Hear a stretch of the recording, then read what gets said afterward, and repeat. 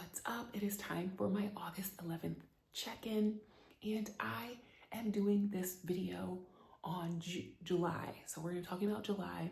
It's August 11th. I am traveling and I'm loving it so far. I am doing this video from Sintra, Portugal. I've never been here before.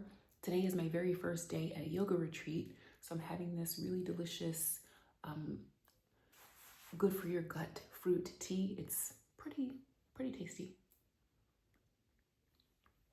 The main thing I want to talk to you about today is in July, I'm so proud of myself. I did a 30-day intermittent fasting exploration. So I experimented with changing my diet for 30 days. I'm whispering because it's kind of late and I'm going to keep whispering. So for 30 days, I went from eating whenever, I had no eating window, to eating in a 4-hour eating window, 20 hours fasted. So that was huge for me. I wanted to do something that was going to take me away from always snacking. I was basically snacking like whenever, on whatever, all the time. And I knew that it was a distraction. There's so many distractions. And honestly, food is probably one of the biggest distractions for most people because it's so easy to focus on eating something that gives you this like great little hit of pleasure, and it takes your attention away from whatever you're avoiding. It takes your attention away from being productive. It takes your attention away from procrastination and realizing that you're even doing it. But I knew that I wanted to reel in my snacking so that I wasn't snacking. So for 30 days and basically into August, up until I got here, I was only eating 4-hour window, which worked really well for me. To be honest, it reminded me of the importance of doing hard things. It's so important to do hard things or do uncomfortable things because it's basically releasing attachment. It is shifting your whole thought process around your life. Like, it's so easy to be comfortable and never know what you're capable of. But as soon as you do something hard, you're like, oh shit, like, duh, I can do hard things. I can change things, even if it's hard. It doesn't matter. Like, that's basically life. That is what like living is. It's doing hard things, getting good at it, and then doing the next hard thing.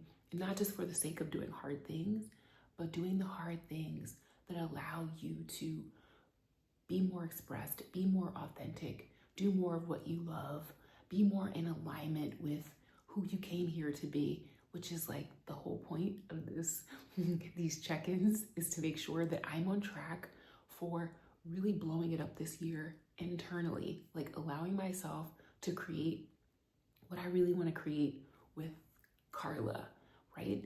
So doing the intermittent fasting exploration was good for me. It really changed my relationship with food in that, like, even now, especially like at this yoga retreat, like I really wanted something sweet after dinner because it's just like, okay, here's your vegetarian dinner, which was pretty good. And I like eating vegetarian, but I love having like some type of sweet treat after dinner, and there was nothing. It's just like, all right, go away and come back for meditation, and then it's time for you to go to bed. This tea definitely is helping though. So the whole point of doing the intermittent fasting worked. I stopped snacking. I stopped feeling like I always constantly needed a snack. And it still has changed my relationship with food, even though my eating window is bigger now, primarily because I'm traveling and I'm at this retreat, and it's just harder to make sure I'm gonna get all of my food in this small window. Sometimes I have to like go and find food. So my eating window is bigger. I'm doing somewhere around 6 to 8 hour eating window while I'm at this retreat, starting tomorrow through Friday. So about 4 days, it'll be bigger. And then I'll go back to something probably like 6 to 8 because it's just so much easier too. I feel lighter. I feel more energized. I feel more in control of just everything, not even just my food. So I'm loving it. I'll tell you more about this retreat in my next check-in or probably in another video because It's so beautiful here. Like, it's crazy beautiful. If I can figure out how to do my little editing, I'll include a picture of the beach, which is walking distance from here. And it's so gorgeous. Like, I love it. We're going back there tomorrow. And what I noticed too while I'm here, just a really quick side note, like people in other countries, and I've noticed this before in my travels, people in other countries travel all the time and it's like not a big deal whatsoever. Like, there are people from this retreat from Italy, there are people from Germany, like people in other countries travel all the time and it's just normal. And it's so good for you. Traveling changes your brain. It's not just something for fun. It's literally something that allows you to expand your perspective on who you are and what life is. Like, life is so big that it doesn't make sense to play small. And when you travel, this is extremely obvious that like life is so big and nobody cares. Like, they're just living their life. And there's so many people alive who will never even know who you are. Like, most people in the world will never know who you are. It's just like, it's so easy to get into this small mindset when you're just always in the same place or doing the same things. But as soon as you change, it sharpens your senses like crazy. Like, sharpens your senses like crazy. And I love that about travel. I think it's so essential for your personal development, honestly. And other people in other countries travel like it's nothing. Okay, that's my check-in for the 11th. I highly recommend doing intermittent fasting if your snacking is out of control. I highly recommend doing intermittent fasting if you want to test yourself to do something hard and just remember that, oh yeah, like I can do hard things, and it makes you tougher, it makes you mentally tougher. Your brain responds so well to controlled stress, and it's stressful when you can't eat and you're used to eating. It also just enhances the flavor of your food. Like, food is so delicious.